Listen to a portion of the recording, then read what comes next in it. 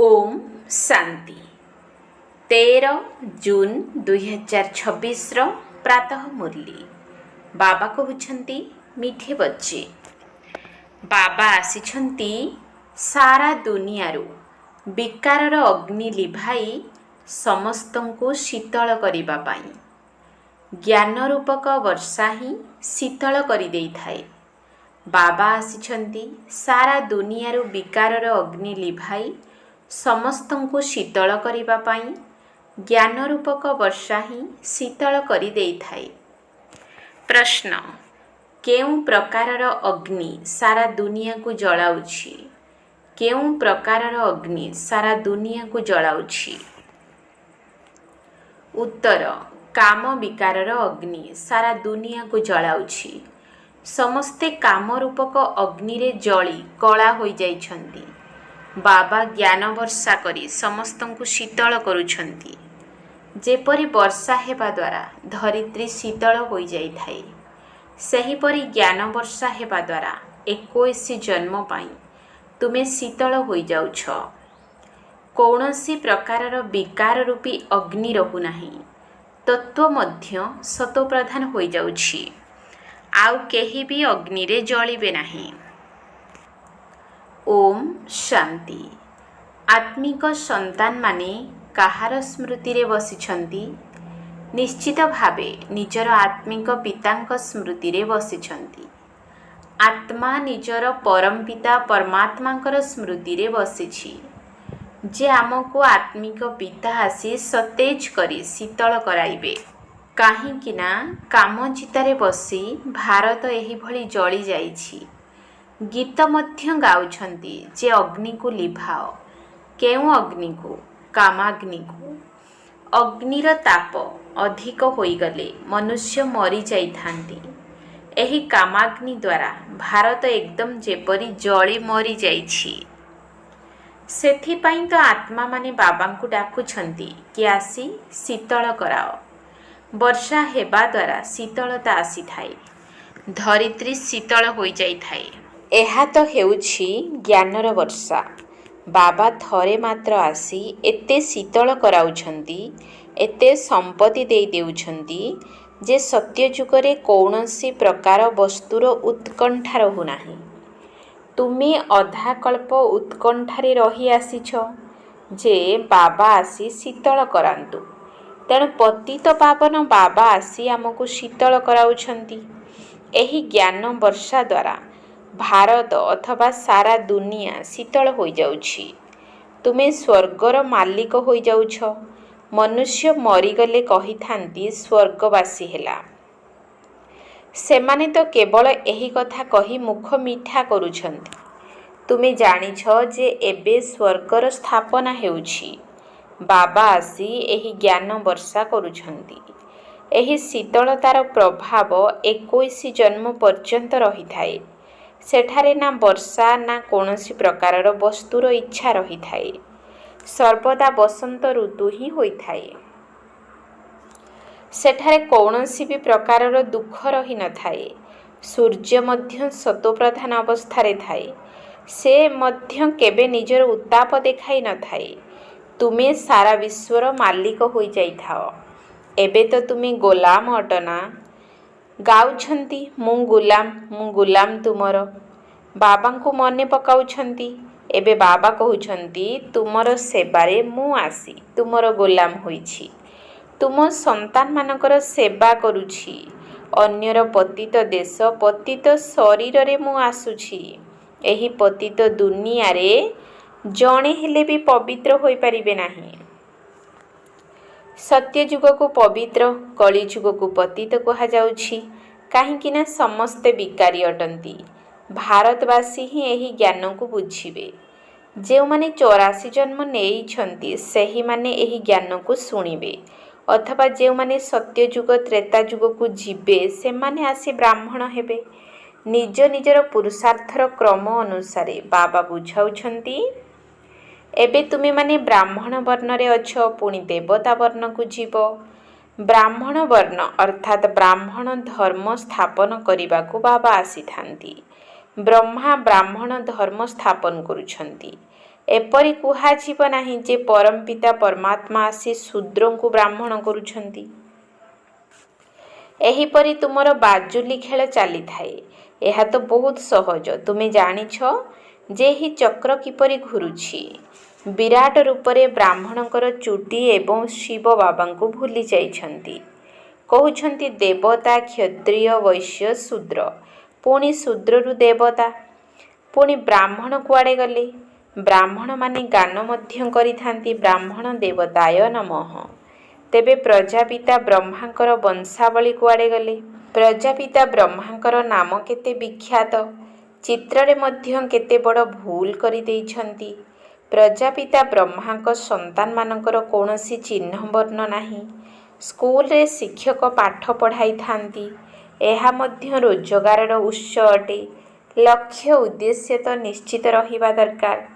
ତୁମେ ସନ୍ତାନମାନେ ଜାଣିଛ ଯେ ଏହି ପାଠପଢ଼ା ଦ୍ୱାରା ହିଁ ପଦ ମିଳୁଛି। ପତିତ ଦୁନିଆରେ ଭଗବାନ ଆସି ପତିତମାନଙ୍କୁ ପଢ଼ାଉଛନ୍ତି। ବାବା କହୁଛନ୍ତି ମୁଁ ତୁମ ସନ୍ତାନମାନଙ୍କୁ ପାଠ ପଢ଼ାଇ ପବିତ୍ର କରାଉଛି। ଏହି ପାଠପଢ଼ା ଦ୍ୱାରା ଦେଖ କେତେ ଶ୍ରେଷ୍ଠ ରୋଜଗାର ହେଉଛି। ଅଧାକଳ୍ପ ପାଇଁ ତୁମେ ନିଜର ଭାଗ୍ୟ ଗଢ଼ୁଛ। ଭାରତରେ 21 ପିଢ଼ିର ଗାୟନ ରହିଛି। ଏବେ ତୁମେ ବେହଦ୍ର ବାବାଙ୍କ ଠାରୁ 21 ପିଢ଼ି ବେହଦ୍ର ସମ୍ପତ୍ତି ପାଉଛ। ଲୌକିକ ପିତାଙ୍କ ଠାରୁ ଅଳ୍ପ କାଳ ପାଇଁ କ୍ଷଣଭଙ୍ଗୁର ସମ୍ପତ୍ତି ମିଳୁଛି। ଏହି ବାବାଙ୍କ ଠାରୁ ତୁମେ ଏଭଳି ସମ୍ପତ୍ତି ପାଉଛ ଯେ ପିଢ଼ି ପରେ ପିଢ଼ି ତୁମର କୌଣସି ଦୁଃଖ ରହିବ ନାହିଁ। ଏହି ଭାରତରେ ହିଁ ବେହଦ୍ର ସୁଖ ଥିଲା। ଏହି ଜ୍ଞାନ ଆଉ କାହାରି ବୁଦ୍ଧିରେ ନାହିଁ। ଏହି ଜ୍ଞାନ ବାବା ଜାଣିଛନ୍ତି ଏବଂ ଯାହାକୁ ଦେଉଛନ୍ତି ସେମାନେ ଜାଣିଛନ୍ତି। ଆଉ କେହି ହେଲେ ଜାଣିନାହାନ୍ତି। ଗ୍ରନ୍ଥରେ ମଧ୍ୟ ତାଙ୍କ ମହିମାର ଗାୟନ ହୋଇଛି। ଏକ ଓଙ୍କାର ନିରାକାର ନିରହଙ୍କାର। ଏହାର ଅର୍ଥ ମଧ୍ୟ ତୁମେ ଏବେ ଜାଣୁଛ। ସେମାନେ ତ କେବଳ ନିରହଙ୍କାରୀ ବୋଲି ଗାୟନ କରୁଛନ୍ତି। ଏତେ ବଡ଼ କ୍ଷମତାର ଅଧିକାରୀ ହୋଇ ମଧ୍ୟ ତାଙ୍କର କୌଣସି ଅହଙ୍କାର ନାହିଁ। ଏଠାରେ ତ ବ୍ୟକ୍ତି ସାମାନ୍ୟତମ କ୍ଷମତା ସମ୍ପନ୍ନ ହୋଇଥିଲେ ବି ତାଙ୍କର କେତେ ନିଶା ରହିଥାଏ। ତାହା ହେଉଛି କ୍ଷଣଭଙ୍ଗୁର ପଦବୀର ନିଶା କି ମୁଁ ଅମୁକ ଅଟେ। ଏବେ ତୁମର ଏହି ଆତ୍ମିକ ପାଠପଢ଼ାର ନିଶା ରହିଛି। ତୁମର ଆତ୍ମା ଏବେ ଜାଣିଛି ଯେ ଆତ୍ମ ଅଭିମାନୀ ହେବାକୁ ପଡ଼ିବ। ତେବେ ହିଁ ବାବାଙ୍କୁ ସ୍ମରଣ କରିପାରିବ। ବାବାଙ୍କ ସହିତ ଯୋଗଯୁକ୍ତ ନ ହେବା ଦ୍ୱାରା ମାୟାର ଗୁଳି ଲାଗିଥାଏ। ସେଥିପାଇଁ ଝାଉଁଳି ପଡ଼ିଥାନ୍ତି। ବାବାଙ୍କୁ ସ୍ମରଣ କରିଚାଲ, ତେବେ ଖୁସିର ନିଶା ଚଢ଼ି ରହିବ। କେହି ବଡ଼ ପରୀକ୍ଷାରେ ପାସ୍ ହେଲେ ଖୁସି ହୋଇଥାନ୍ତି। ଭାବିଥାନ୍ତି ଯେ ବାସ୍ ଏହା ପରେ ଆଉ କୌଣସି ପାଠପଢ଼ା ନାହିଁ। ତୁମେ ମଧ୍ୟ ଜାଣିଛ ଯେ ଆମର ଏହି ପାଠପଢ଼ା ଠାରୁ ଆଉ କୌଣସି ଶ୍ରେଷ୍ଠ ପାଠ ନାହିଁ। ଲକ୍ଷ୍ମୀ ନାରାୟଣ ଅତୀତରେ ନିଶ୍ଚିତ ଏହି ପାଠ ପଢ଼ିଥିଲେ, ରାଜଯୋଗ ଶିଖିଥିଲେ। ତେଣୁ ମହାରାଜା ମହାରାଣୀ ହୋଇଛନ୍ତି। ରାଜଯୋଗ ତ ପ୍ରସିଦ୍ଧ ଅଟେ। ସ୍ୱର୍ଗବାସୀ ହେବା ପାଇଁ ପରମପିତା ପରମାତ୍ମା ଆସି ରାଜଯୋଗ ଶିଖାଉଛନ୍ତି। କହୁଛନ୍ତି ମଧ୍ୟ ତୁମେ ଅତୀତରେ ଏହିଭଳି କର୍ମ କରିଥିଲ, ସେଥିପାଇଁ ଏହିପରି ହୋଇଛ।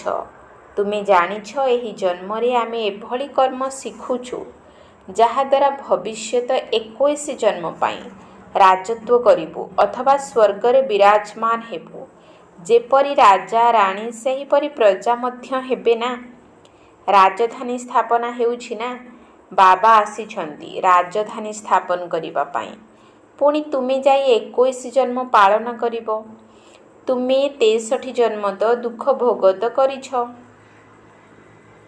ସେସବୁ ସମାପ୍ତ ହୋଇଯିବ। ଭାରତକୁ ହିଁ ସ୍ୱର୍ଗ କୁହାଯାଇଥାଏ। ଏବେ ତ ନର୍କ ହୋଇଯାଇଛି। ସୃଷ୍ଟି କେତେ ବଦଳି ଯାଇଛି। ସେହି ରାଜତ୍ୱ କେଉଁଆଡ଼େ ଚାଲିଗଲା। ରାବଣ ରାଜ୍ୟ ଆରମ୍ଭ ହେବା ଦ୍ୱାରା ତୁମେ ପୁଣି ପତିତ ହୋଇଯାଉଛ।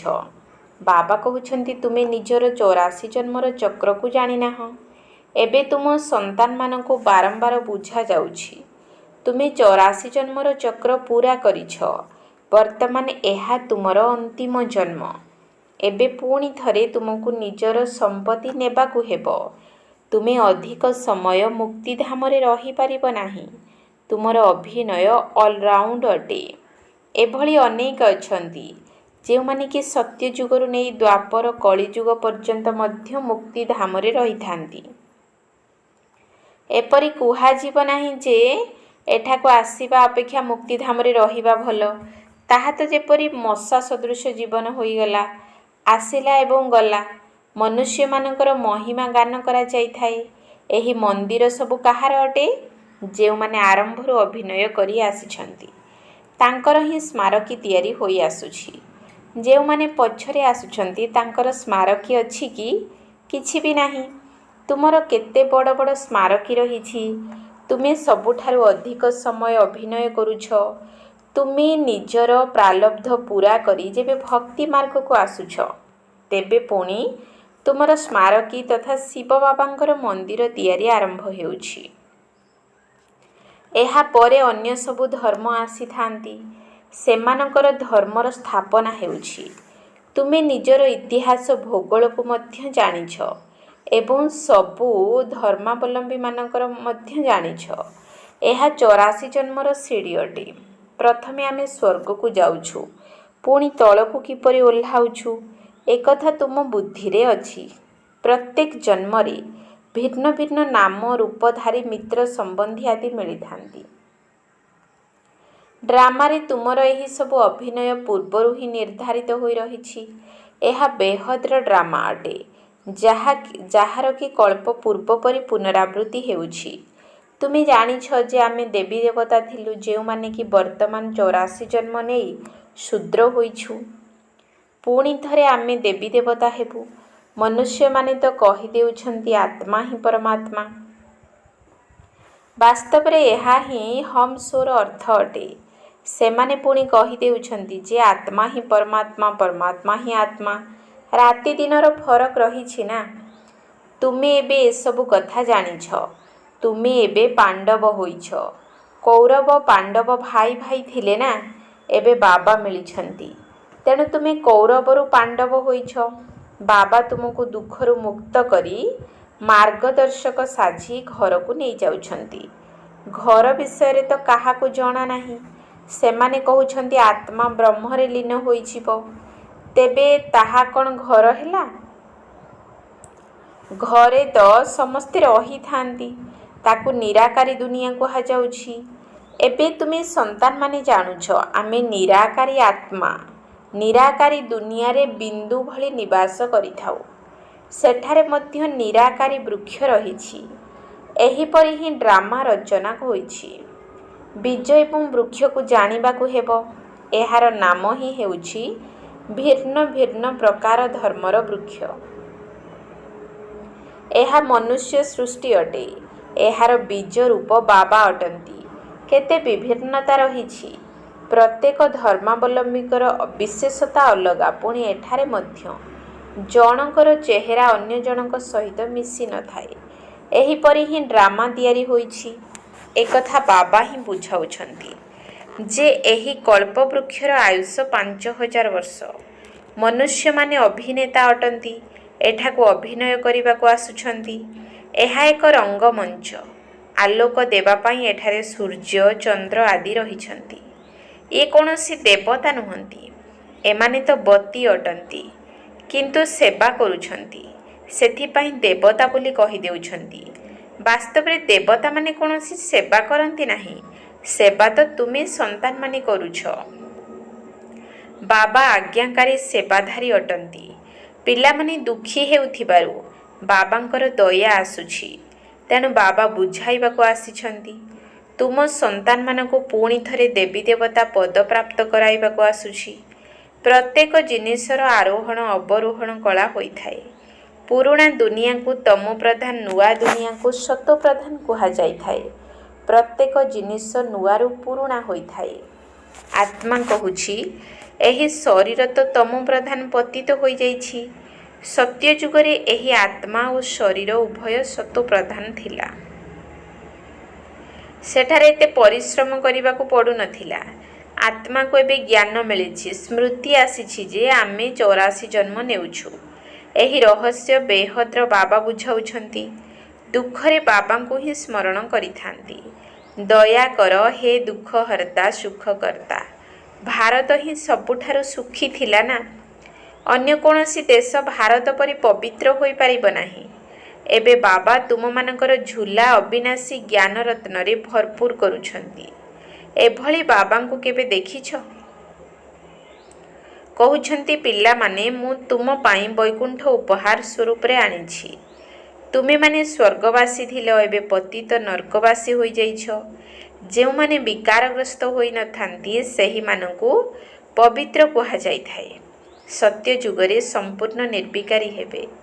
ଏହି ସମୟରେ ସମ୍ପୂର୍ଣ୍ଣ ବିକାରୀ ହୋଇଯାଇଛନ୍ତି। ବାବା କହୁଛନ୍ତି ତୁମେ ମଧ୍ୟ ସମ୍ପୂର୍ଣ୍ଣ ନିର୍ବିକାରୀ ଥିଲ, ଏବେ ସମ୍ପୂର୍ଣ୍ଣ ବିକାରୀ ହୋଇଯାଇଛ। ପୁଣି ବାବାଙ୍କୁ ସ୍ମରଣ କରି ସମ୍ପୂର୍ଣ୍ଣ ନିର୍ବିକାରୀ ଦେବତା ପଦ ପାଇବାକୁ ହେବ। ଅକ୍ଷର ଦେଖ କେତେ ସୁନ୍ଦର, ମନ୍ମନା ଭବ। ମୁଁ ବାବା, ମୋତେ ସ୍ମରଣ କର, ତେବେ ତୁମେ ତମ ପ୍ରଧାନରୁ ଶତପ୍ରଧାନ ହୋଇଯିବ। ମୁଁ ସର୍ବଶକ୍ତିମାନ ଅଟେ ନା, ମୋତେ ସ୍ମରଣ କର। ବାବାଙ୍କର ସ୍ମୃତିକୁ ହିଁ ଯୋଗର ଅଗ୍ନି କୁହାଯାଉଛି, ଯାହାଦ୍ୱାରା ତୁମର ପାପ ଦଗ୍ଧ ହେବ, ତୁମେ ପବିତ୍ର ହୋଇଯିବ।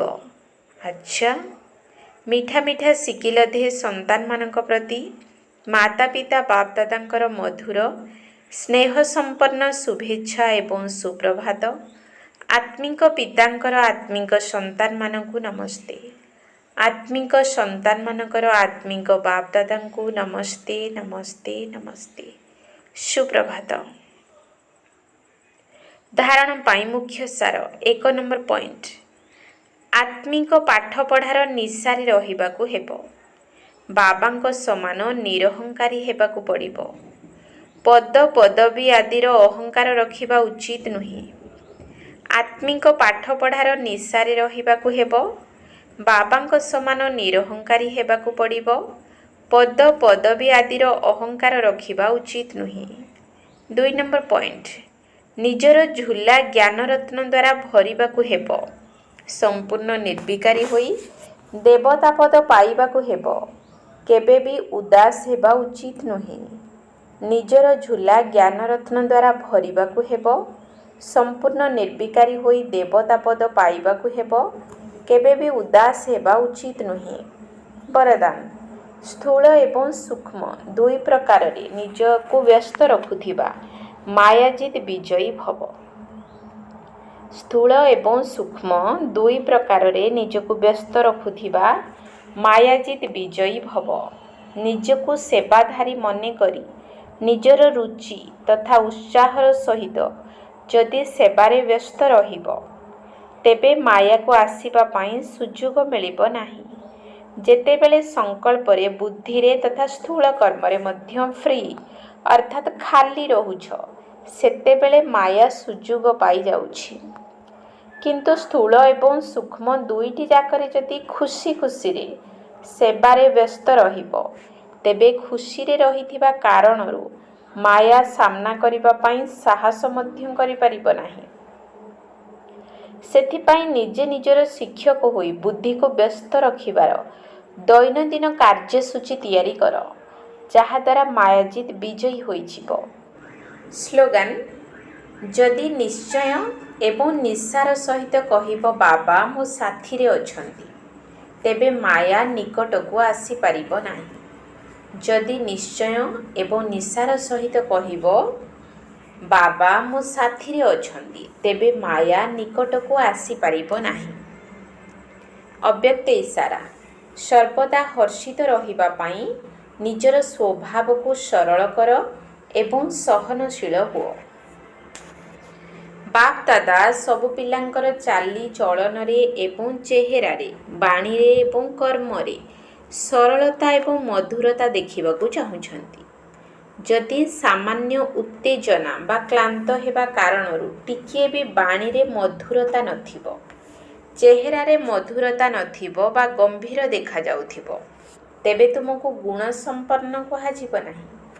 ତେଣୁ ବାତାବରଣ ଯେପରି ବି ହୋଇଥାଉ, କିନ୍ତୁ ମୋର ନିଜସ୍ୱ ଗୁଣଗୁଡ଼ିକ ସର୍ବଦା ପରିପ୍ରକାଶ ହେବା ଦରକାର। ବାପ ଦାଦା ଯେଉଁଭଳି ବାପ ଦାଦା ଅଟନ୍ତି ଅବିକଳ ସେହିଭଳି ଗୁଣ, ସେହିଭଳି କର୍ତ୍ତବ୍ୟ, ସେହିଭଳି ବାଣୀ, ସେହିଭଳି ସଂକଳ୍ପ ଅନୁଭବ ହେବା ଦରକାର। ସମସ୍ତଙ୍କ ମୁଖରୁ ବାହାରୁ ଯେ ଇଏ ତ ଅବିକଳ ତାଙ୍କ ଭଳି ଲାଗୁଛନ୍ତି। ଓମ୍ ଶାନ୍ତି।